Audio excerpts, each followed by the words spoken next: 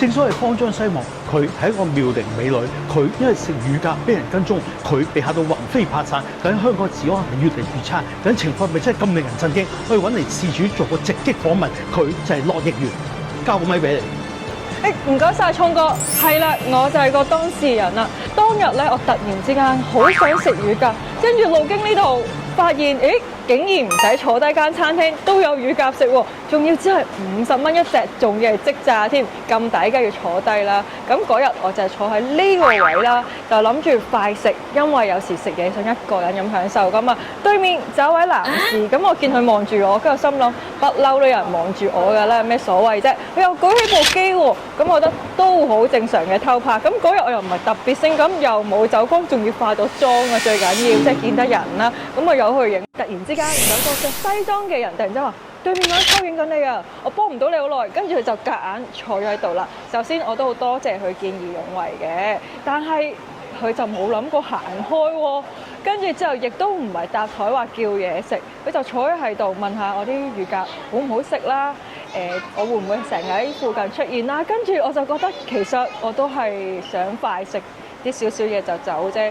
跟住佢仲要問唔同嘅問題，跟住我答單字，佢都繼續坐喺度。不過最恐怖係佢同我講啊，其實咧我頭先行完一個超市啊，所以咧就睇下附近有啲咩嘢食。跟住突然之間就諗，我都喺超市行出嚟喎。跟住我覺得恐怖嘅唔係有人影我相，恐怖嘅係好似佢跟住我出嚟，仲坐低同我傾偈添。阿奕如，聽完你咁嘅遭遇咧，真係都恭喜你咯。點解咧？咁若然如果你唔係有啲知名度同埋靚嘅話咧，我相信冇人會對你有興趣。咁雖然咧你會覺得恐怖，咁但係始終佢都沒有向你作出一啲非分之想或者做其他嘅嘢啦，咁樣咁就當為一個有人欣賞我，有人喜歡我咁啦。咁喂，有人喜歡你，仲好過有人憎你啦，係咪咁啊？咁又係喎，唯有咁諗啦嚇。咁又或者如果你想日後即係冇乜人咁樣影你，話揾個膠袋笠住個頭，睇最緊要留翻啲位呼吸喎。如果唔係自殺咁就唔好噶啦嚇。咁又或者即係出街或者整污嘢一啲，咁咪唔會人理你咯，係咪先？或者戴黑超咯，我唔係啊，所以我今次咪叫埋你嚟一齊呢個掃街咯。係啦，呢個就係泰安樓啊嘛。係啊，呢個係港島區有呢個街邊小食，去到凌晨2-3點都有。凌晨2-3點啊！係啊，哦，應該都幾多嘢食嘅喎。咁不如帶我去參觀下食下嘢啦。好啊好啊。好，let's go。呢度出名嘅海南雞飯，因為夠性價比高，跟住唔同嘅手搖飲品，呢個牛雜都係出名，不過係你唔食牛嘅。跟住有一啲泰式小食店嘅呢度，跟住呢度，但係然之後咁樣嘅，佢分開一條條街嘅，咁會有連鐵板燒都有嘅。哇！奕如呢度咧又有啲街頭美食喎，又有啲嗰個墨魚咧，仲有中意食嘅豬脷啊！等我請你食啦，好啊，多謝，難得你請我食啊，真係啊！喺泰國請你咁多次，今次翻嚟請翻我都好嘅。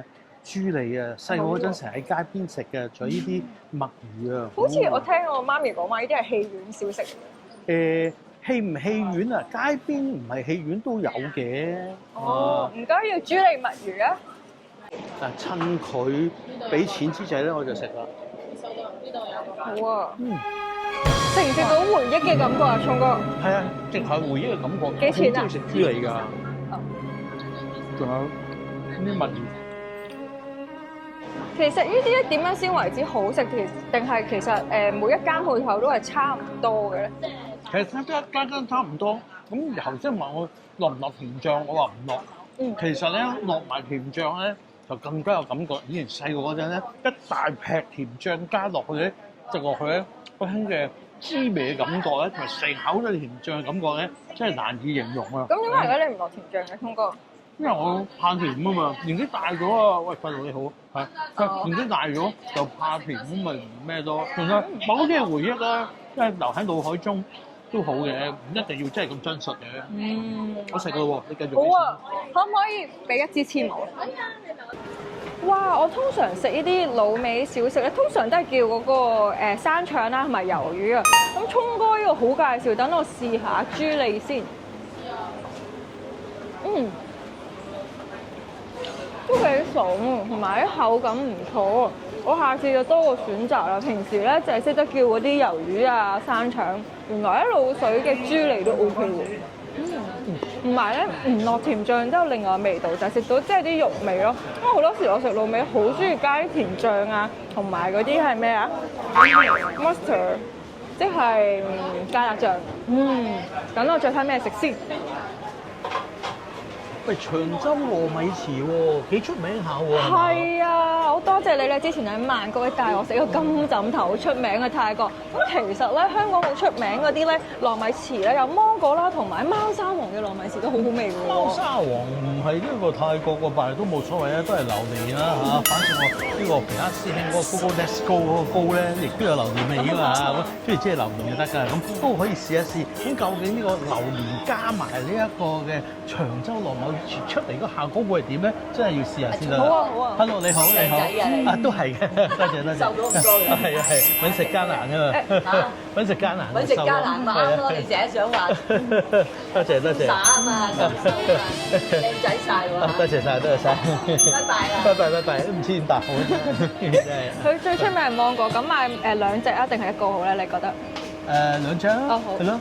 要一個芒果，一個貓山王啊。唔該晒。唔該。貓山王榴蓮餡嘅糯米糍，你有冇食過啊究竟會係咩感覺咧？當然冇食過啦，係咯，試下先得。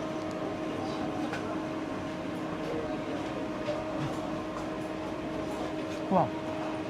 堅係有榴蓮喺裏邊，我以為只不過係有榴蓮味咁解，有邊堅係有榴蓮嘅嚇，要豐滿啊，唔係幾豐富。哇！同你嗰啲 Go Go Let's Go 嘅榴蓮味似唔似啊？梗係唔似啦，因為 Go Go Let's Go 裏邊嘅榴蓮味確實係沒有榴蓮喺裏邊，即係得個味道嘅啫。咁但係呢個咧係真係堅有榴蓮喺度咯。你聞下，哇，好香啊！我中意食榴蓮㗎，你中意食啊？係啊，咁樣留翻一半俾你食下。咁你呢個芒果係點我啊？試下先。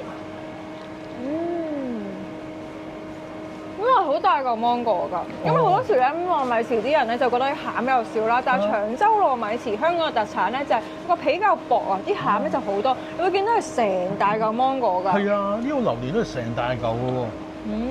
真係幾值得嚟幫襯下。尤其是呢個長洲糯米糍咧，就真係唔係度度食得到嘅，係咪啊？係啊，得香港有。九龍咧？其實我發現咧，香港嘅好多地方咧，九龍新界啊，都有叫做長洲糯米糍，所以其實我一直喺度諗，長洲糯米糍嘅特徵就係夠薄，就係叫長洲，定係究竟喺長洲運出嚟嘅咧？短洲，香港好似冇嘅地方。好少學生有長短洲嘅喎。聰哥，你喺泰國有冇食章魚小丸子啊？喺香港好流行㗎。好遺憾，其實泰國啲夜市咧都有好多呢啲章魚小丸子賣嘅，係咁但係咧小弟係從來冇幫襯過，係啊因為咧對呢啲章魚丸咧冇乜特別嘅興趣，但係一場嚟到呢個你請咯喎，梗係要試下啦嚇。尤其是呢個係黑松露味嘅。咧咁泰國有冇咁多味道㗎？其實咧我不嬲都係食原味嘅咋，但係因為今日嚟掃監獄就係有人陪我食，咁就試下咯。都有好多唔同嘅味道嘅，咁但係咧講到話某啲味道，似乎香港呢度先有，譬如蒜香牛油粟米味啊，有啲柚子味啊，咁我估只係香港先有咯。呢個黑松露味又幾入味噃，真係有黑松露味噃。你講我咧，wasabi 嘅魚行真係有 wasabi 味咯，即係辣但係我唔辣，係一種芥辣嘅感覺。同埋咧，我中意嘅味道係冇人工嘅，即係 wasabi 有啲係天然，有啲係好化學元素啊嘛，我覺得都可以接受嘅。我試下黑松露先。係喎。同埋，就算唔食得辣嘅人都食到咯。確實幾唔錯。